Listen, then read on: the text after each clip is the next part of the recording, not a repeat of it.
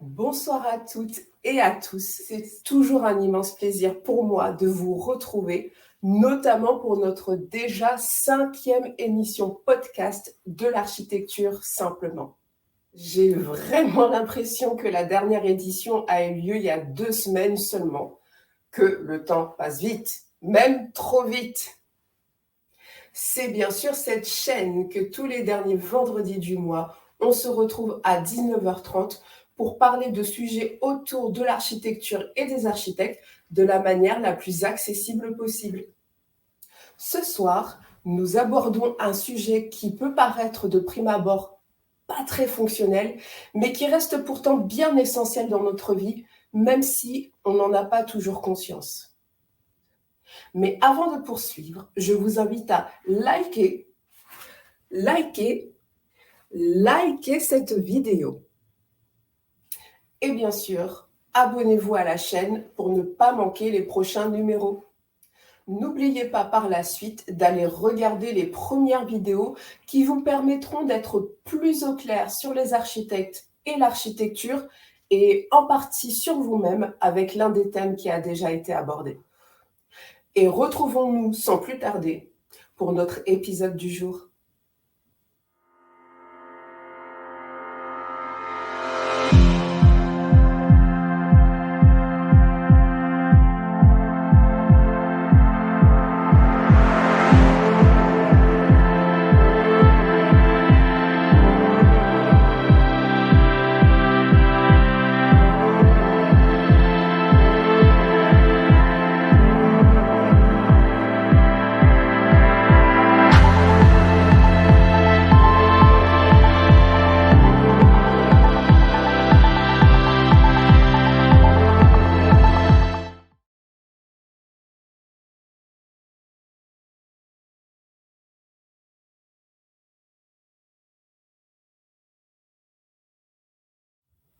L'été est officiellement arrivé et avec lui, son flot d'affluence de touristes nationaux comme internationaux, entre autres à Paris, notre chère capitale, mais aussi dans plusieurs régions touristiques de France et d'autres pays francophones.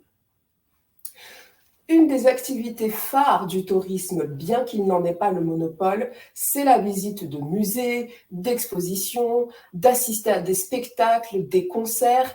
Et dans ce monde qu'est l'art, l'architecture joue un rôle important. Pour les personnes qui nous rejoignent pour la première fois, bienvenue. Je suis Diziati Pimbi, architecte et ingénieure travaux, également présidente fondatrice de la société Colendissa Architecture. Bienvenue sur notre chaîne pour notre nouvel épisode podcast. Une fois n'est pas coutume, restez bien jusqu'au bout pour profiter à la fin de cette diffusion en live pour avoir un temps de questions-réponses autour de notre thème.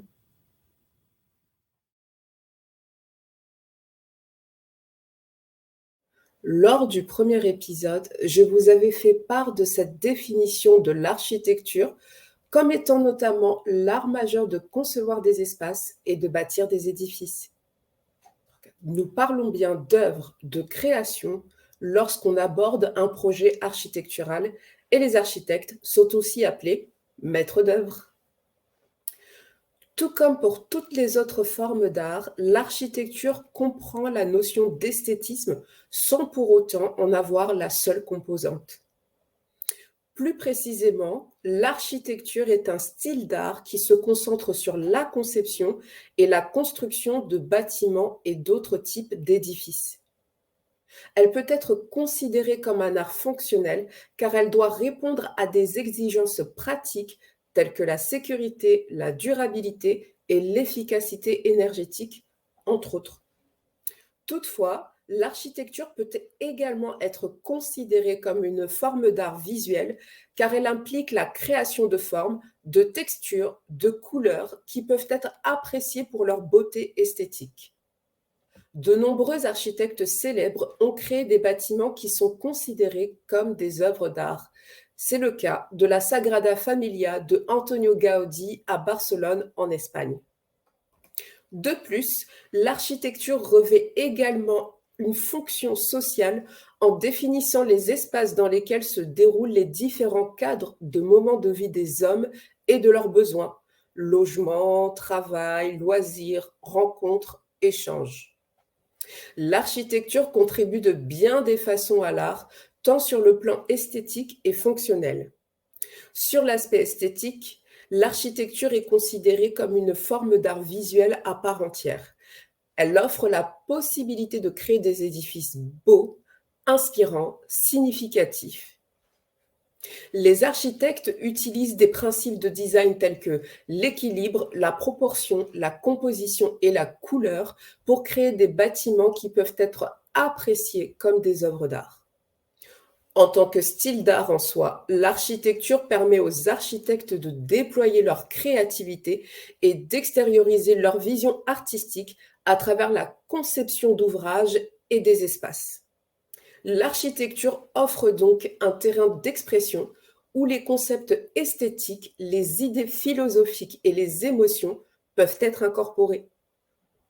L'architecture a joué un rôle déterminant dans l'histoire de l'art en apportant plusieurs contributions élémentaires. L'architecture a permis de préserver et de transmettre le patrimoine culturel à travers les siècles en le mettant en valeur. Des édifices architecturaux emblématiques tels que les pyramides d'Égypte, les temples grecs, les cathédrales médiévales et les palais de la Renaissance sont devenus des témoignages historiques de l'art et de la culture de leurs époques respectives. Parmi ces chefs-d'œuvre, on retrouve les pyramides de Khéops, le Parthénon à Athènes, la cathédrale Notre-Dame de Paris et le Taj Mahal en Inde.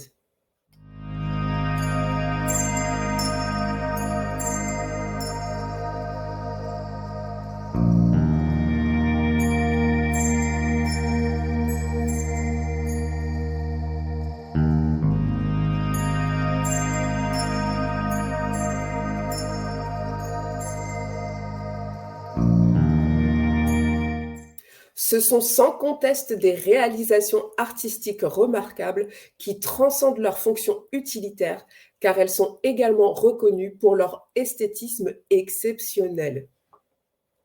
En tout temps, l'architecture a en partie été utilisée pour représenter les courants et le pouvoir d'une époque donnée. C'est ce qu'attestent les palais royaux, les édifices gouvernementaux, les monuments commémoratifs qui ont été conçus pour symboliser l'autorité, la richesse et le statut social. On le voit à travers les exemples du château de Versailles ou de la cité interdite de Chine qui expriment ce pouvoir monarchique.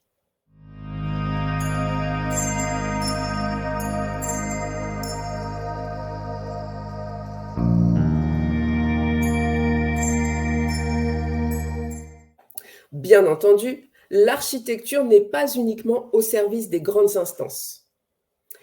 Elle a en effet part à tout à chacun à travers la définition de tous les espaces de vie. Habitation, environnement de travail, moyens de transit que sont les transports, lieux de détente et de loisirs, atmosphère de bien-être, comme déjà évoqué.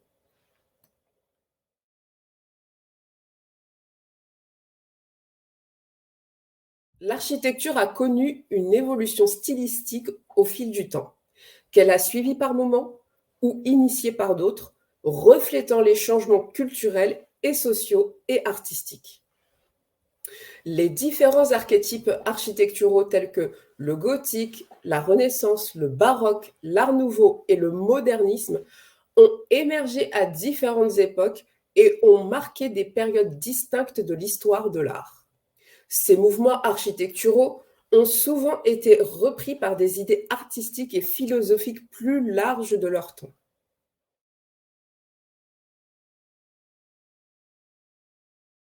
Par la même occasion, l'architecture interagit souvent avec d'autres formes d'art qu'elle a favorisé à intégrer dans l'environnement construit, autrement dit, dans le monde de la construction. Des disciplines artistiques telles que la sculpture, la peinture, la mosaïque et les vitraux ont souvent été incorporées à l'architecture pour enrichir l'expérience que l'on se fait des espaces.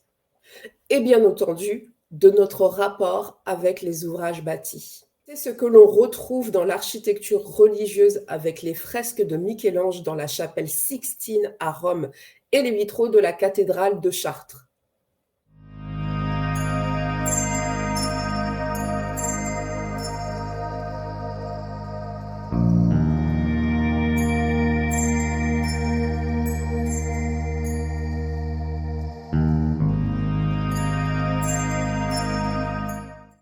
Au Moyen Âge, l'architecture religieuse, en plus de sa relation à la sculpture ornementale, était également liée à la musique liturgique. Saviez-vous au passage que les cathédrales à l'époque de leur construction étaient peintes? Eh oui, imaginez Notre-Dame de Paris peinte en rose ou en vert ou même dynamique dans l'Antiquité où les bâtiments étaient décorés de sculptures et de fresques. Concernant Michel-Ange, il était entre autres architecte et peintre. Cela était courant chez les artistes de la Renaissance d'avoir plusieurs casquettes. Leurs idées architecturales ont imprégné leur travail dans les autres disciplines artistiques qu'ils pratiquaient.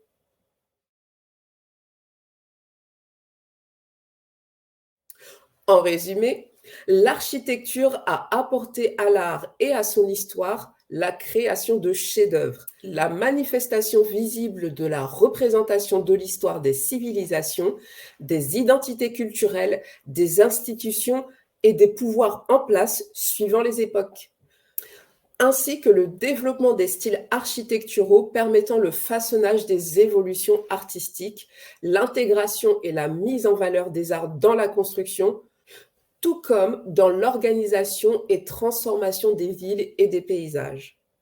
Aujourd'hui, les gratte-ciels, les boulevards, les places publiques ornées d'œuvres artistiques sont le témoignage des modifications de l'apparence des villes qui comportent cette fameuse vie quotidienne des habitants. Dans cet élan, l'architecture sous toutes ses déclinaisons, bâtiments, urbanisme, paysages, infrastructures, sert à l'occasion de support d'expression aux arts urbains et toute forme de prestation artistique dans des espaces intérieurs ou de plein air, graffiti, spectacles de musique, danse, chant.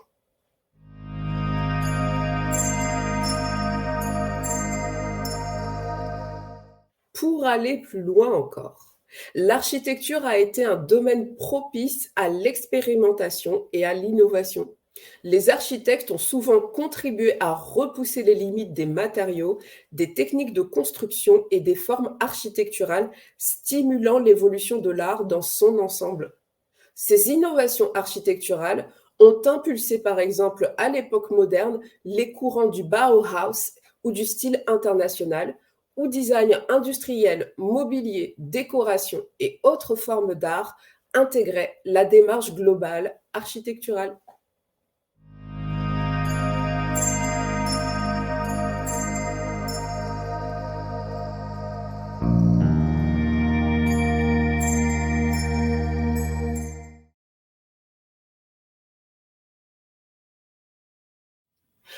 Et voilà de manière générale ce que je souhaitais partager avec vous concernant l'impact de l'architecture à et dans le monde de l'art à travers les âges. Si cette vidéo vous a plu, mettez un pouce. Mettez un pouce. Commentez, partagez-la et abonnez-vous à la chaîne. Dites-moi en commentaire si le sujet vous a intéressé, si vous souhaiteriez qu'il soit développé plus longuement et sur quels aspects précisément. Je vous lirai avec grand plaisir. Et maintenant, vous le savez, pour ceux qui me suivent régulièrement sur cette chaîne, on se retrouve pour notre traditionnelle session de questions-réponses. À tout de suite.